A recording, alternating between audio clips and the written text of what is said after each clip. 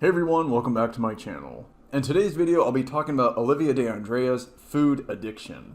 If you haven't already, hit the subscribe button, and don't forget to check out my resources below. If you want to speak with me, there is a link in the box. Alivia D'Andrea, she is a YouTuber. She has quite the following, 2 million subs. Her videos center around health, self-improvement, yoga, and glow up. Usually I don't watch her, but recently I saw one of her videos about her food addiction. And since my channel centers around eating disorders, I couldn't resist.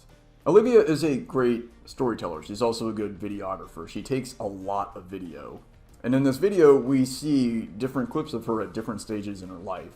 And we also see the development and the progression of her food addiction. Did she even have a food addiction? We're going to talk about that in this video.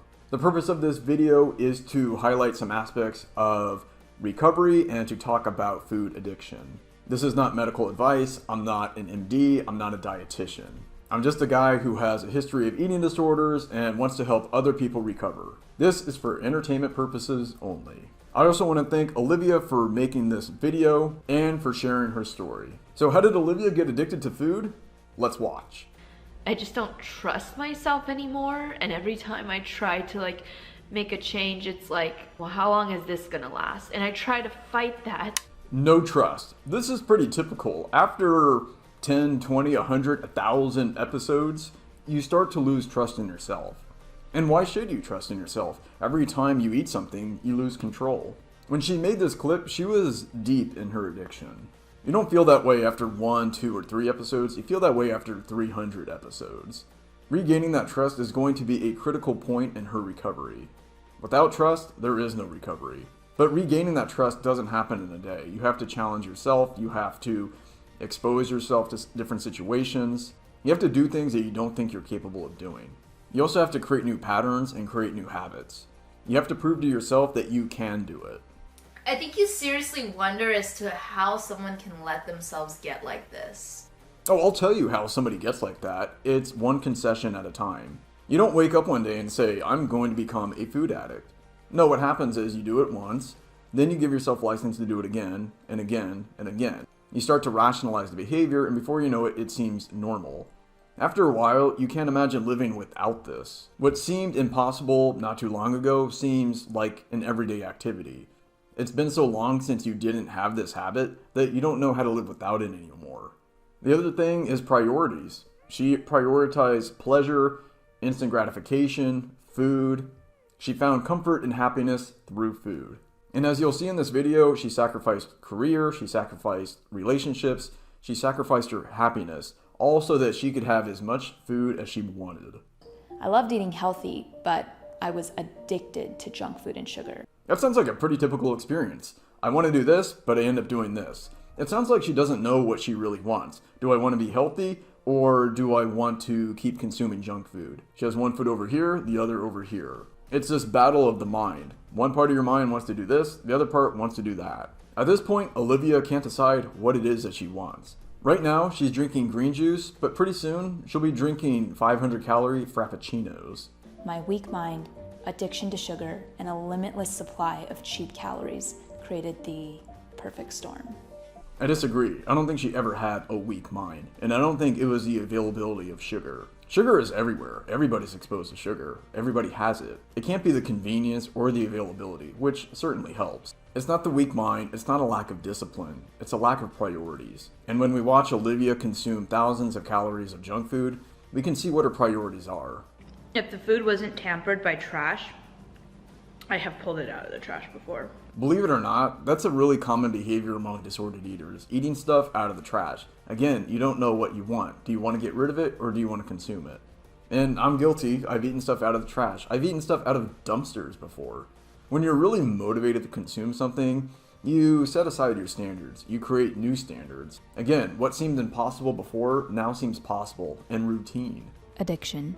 The repeated involvement of a substance or activity that continues despite all negative consequences that arise from it. This is the traditional definition of addiction, but I don't buy it. I don't think it's complete. Just because you're doing something that has negative consequences doesn't mean you're addicted to something. We do all sorts of things that have negative consequences. A lot of the sports that we enjoy have negative consequences. I wouldn't say we're addicted to it. If you think about it, any action you take has pros and cons. It's just the balance of them. I'm going to give my definition. It's repetitive behavior that leads to bad long-term consequences and overemphasizes short-term gain. This is why I say disordered eating is a calculation error. You put too much emphasis on the here and now, too much emphasis on what you gain today, and not enough emphasis on the long-term consequences of what you're doing. That's why I don't like the traditional definition, because it doesn't include a time frame. Many binge eaters have a flirtation with restriction first. Yes, they do. And oftentimes they don't flirt with it, they do it. And the long-term restriction, which takes the form of orthorexia and extreme cases like anorexia, often turns into chewing and spitting, and overeating, and in some cases binge eating. The unintended consequence of anorexia is binge eating. It's the body's survival attempt. But over time, it can turn into a chronic condition. And the reason it becomes a chronic condition, like Olivia, is because it feels good. It provides an escape. It becomes a coping mechanism. It becomes this routine part of our everyday life. It becomes this super stimulus, and you forget how to live without that. Restriction doesn't always precede binge eating, but most of the time it does. But every time I've done it, I always lose. What she's saying here is every time I've tried to lose weight, I lose. Well, if that's the case, if you're a yo-yo dieter, if you're an unsuccessful dieter, you have to ask yourself, why am I always losing? Why do I always get the same outcome? There is an answer, and there's also a solution. But restricting more and more, eating cleaner and cleaner is usually not the answer. Having right priorities, having the right mindset, having a realistic time frame, those are all successful strategies for long-term weight loss. The food I was eating contained highly processed chemicals. Food manufacturers spend obscene amounts of money to find what they call the bliss point. One of the reasons that many people think we're seeing more binge eating, more obesity, is because we have more advertising and because food companies manufacture the foods to make them as tasty and palatable as possible. Yes, they might be tasty. Yes, we might want to eat more, but many people eat them without over-consuming them. These foods have a different effect on each person. And they also have a different effect depending on your mood, depending on the day, depending on your mindset, depending on the season of your life. Foods that I used to binge on, I no longer have cravings for. Foods that I eat now, I never had a craving for them. Our cravings, our preferences, what we enjoy, all of that changes over time. Our minds aren't static. So yes, these foods taste good, and they want us to consume more. But the thing is, we always have control. My point is, if you don't want to overeat them, you don't have to. But most importantly, I didn't have a compelling purpose to change.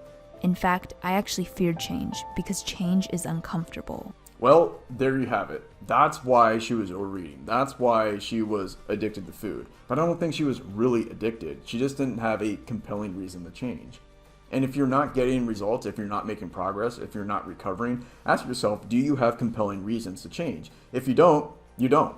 That's fine. There are long-term consequences if you don't change. But if those consequences don't bother you, then you're not going to change. And she just said it. We don't change because we have a predilection towards comfort and security. We like to dream about change. We like to contemplate change. We like to think about change. But doing it, crossing that bridge, that's the hard part. And we don't want to cross it because we don't know what to expect. At least food addiction, that's a known quantity. We know what the consequences are. We know what to expect. We know how we'll feel. You have to be sold on change before you actually do it. Change happens when the pain of staying the same is greater than the pain of change. Who am I to challenge Tony Robbins, but I would like to modify that quote a little bit. We only change when the benefits of changing greatly exceed not changing. The pain of staying the same has to be a lot more than the pain of change. It can't just be a little more. Some of my binge eating sessions started to feel like an out-of-body experience where I would pause from life, go binge, and come back to whatever I was doing, feeling like nothing had happened. Why binge if you don't even experience it? Why binge if you don't get any of the pleasure? Isn't that the whole point? But I like how she talks about this out-of-body experience. That's how I felt too, especially the first times I did it. Sometimes I would think after a binge, what just happened? It felt like a tornado. And one thing that I learned over time is that the actual reward was never as good as the anticipation. The anticipation was really high. That's why I was really motivated to pursue it. But then once I did it, it wasn't nearly as good. So if you're stuck in an overeating or binge eating cycle, just remember that. Anticipation is much greater than the reward that you get. And even if you do feel like you're out of body, like Olivia, you're not out of body. You're in control. You say yes or you say no. You always have the power to step away and remove yourself from the situation. You can choose to change whenever you want. Eating created a glaring dichotomy from total bliss to anxiety and fear, which was caused by my complete lack of control. Yes, the highs and lows of an eating disorder. You feel great while you're in the moment, you feel terrible afterwards. If an episode is 30 minutes, you only feel good during that 30 minutes. As soon as it's over, you feel terrible, and then you have to pay for the consequences for hours, days, and weeks. EDs are one of the worst trade-offs you can possibly make. Sometimes on my way to Starbucks to buy dessert, I would munch on an RX bar because I couldn't wait a few minutes for the imminent sugar rush. True story. I remember one time I went to Target to get the food that I was going to binge on, and I couldn't wait, and I remember eating the food while I shopped in the store, and then by the time I got to the cashier, I had all of these empty wrappers on the belt, and he was thinking, wow, you couldn't wait? I was so embarrassed, but I didn't care because I wanted the fat and the sugar immediately. I didn't want to wait anymore. And that's what she's doing here. She's eating a pink RX bar. Who eats pink RX bars? I didn't even know they had a pink flavor. But she's eating a 200-calorie RX bar because she can't wait a few more minutes to get her next fix. Food became the priority above all else in my life. But I swear, like, as I was walking downstairs, part of me stopped because I remember how uncomfortable all this food was making me. I was like, Olivia, don't you want to reach that level of vitality and health? I almost stopped, but I didn't. Again, priorities. She rearranged her priorities. So at one point in her life, she didn't overeat, she didn't binge eat. Now it's the primary focus of her life. How? Because that priority kept moving and moving and moving towards the top of the pyramid. Now everything is subordinate to this habit. She's eating on the go, she's eating in the morning, she's eating at night, she's making some kind of cake in the middle of the night and she wakes up her dad. She's sacrificing everything else that she enjoys, all for this one habit. Again, she can't make up her mind. She doesn't know what she wants. Does she want to be healthy? Does she want to have that vitality? Yeah, I mean, it sounds good in the moment, but when it's time to choose, she eats the junk food. She eats the French fries. She can stop doing it at any point. But again, it's costs and benefits. She likes the pleasure, she likes the hit, she likes the comfort, more than anything else. If I can endure in self-destruction, I can endure in self-improvement. Now she's starting to change. I think she read a book, I forget which book it was, like David Goggins or something. And now she's starting to realize that you're going to have negative feelings whether you want to or not. If you continue overeating and binge eating, you will have the negative feelings that come after the episode. If you choose not to, you will have the negative feelings or the uncomfortable feelings that come with recovery. You choose the positive and the negative feelings that you want. You also choose the consequences and the benefits that you get. If she chooses to quit this cycle, then she's going to feel like she's missing out. She's going to feel that void. And that void is a really challenging part of recovery. And I think that's what she's feeling. So she's going to be uncomfortable when she doesn't have this crutch in her life. But she's also really uncomfortable after each episode. Let's see which negative feelings she chooses. I felt so embarrassed that I couldn't enjoy the performance because I was so fixated on the dessert. Another sign of disordered eating is that you can't think about anything else. You've lost all focus. So even when you're with family or you're at a ballet, like in this scene, or you're doing something fun, all you can think about is your next episode. Or you're thinking about the episode that you just had, and you're thinking about the workout that you need to do, and you're thinking about how many calories you're eating, blah, blah, blah, blah. When all you can think about is dessert, you are really deep in this cycle. And yet my mind's still at the desire to go eat sweets. Again, it's the battle of her mind. She doesn't know what she wants. One part of her mind wants the pleasure, another part of her mind is thinking about change. It's this constant battle. At some point, the priority to be healthy and to have vitality has to exceed the priority to feel good right now. And look at her in the bed. She looks terrible. I mean, she looks miserable. She's tired. She's probably bloated. She probably doesn't have a good self-image. She probably has terrible self-esteem. Everything is falling apart in her life for this one habit. But even that's not enough to make her change. What will make her change? At dinner, I ordered salmon and salad. I felt like a fraud. He probably thinks I eat healthy, but if he had witnessed what I had done to myself hours earlier, then he would know the truth. One of the most painful parts of disordered eating is this feeling that you're a fraud. When you go out to eat, you have salmon and asparagus. It's called exhibition eating. It's like you're putting on a show and you're just showing people how healthy you eat. But then you go home and you have an entire cake. That's what's happening here. She feels like she's living a double life. And sometimes the pain of that double life can facilitate recovery. Your body is a reflection of your behavior. Your body is a lagging indicator of your habits, says James Clear. And I agree. If you look in the mirror and you don't like what you see, that is an indicator of your habits. And we know what habits that she has. She's eating in the car. She's eating RX bars while she's walking in the street. She eats at 6 in the morning. She eats at midnight. She makes cakes during the night. And now she doesn't like the consequences. The bill has arrived. Stage 3. You try to change, but you fail so many times that you lose trust in yourself. You feel powerless and fearful. She talks about the 4 stages of food addiction, and I'm not going to say what those 4 stages are, but in this one, she says that you've lost all trust. And again, I talked about trust a few minutes ago, and you have to have trust. And the way to develop trust is to challenge yourself to do things that you haven't done before. Prove to yourself that you can do it. He that is faithful with a little is faithful with a lot. But you get my point. When you have no trust, no momentum, it's really hard to change. And changing the momentum is one of the hardest parts. But she needs to have a win. She needs to challenge herself here. She needs to start changing that momentum. Stage 4. You become numb and lose the drive to change. If you lose the drive to change, it's game over. But you don't need a ton of drive. What you need is a vision, you need a reason, and probably somebody to motivate you and challenge you. But if you lose all desire to change, nobody in the world can help you. You have to want to change. That's the first step. I'm just telling you, I'm kind of shocked that I let myself get to this point. I'm not shocked. Like I said, what seemed impossible before is now an everyday routine. It's one step, one decision at a time. You can see this, you can see that, then you can see it a little more.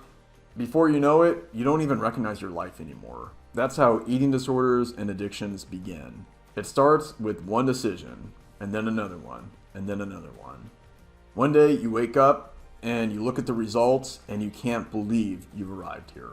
Change your thinking to change your life. Correct. You have to change your beliefs and you have to change your thoughts. You have to change your beliefs, and then your thoughts, and then you can change your behavior. Change begins up here.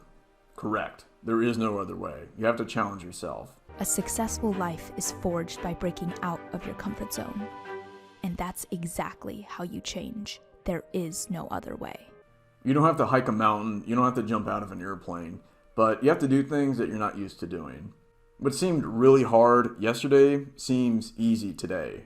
Think about the times when you thought something was impossible. Think about the times when you said, I will never be able to do that. And then you did it. But for the first time in my life, that kind of food actually felt empty.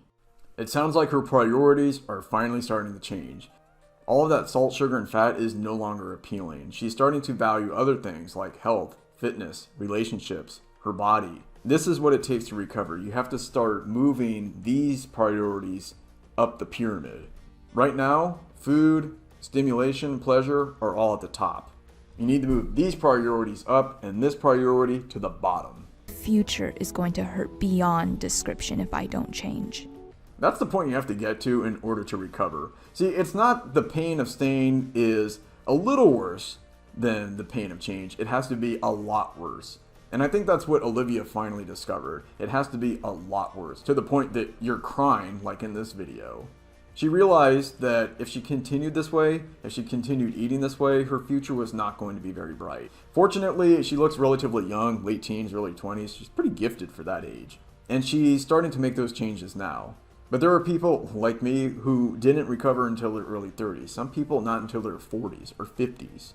The sooner, the better. What did you think of this video and my commentary? Let me know in the comments below. Hope you found this video educational and entertaining. Don't forget to subscribe and check out my resources below. If you liked this video, I'm sure you'll like one of the other videos that you see on the screen. Click one of them and I'll see you there. And as always, eat the way you're designed to.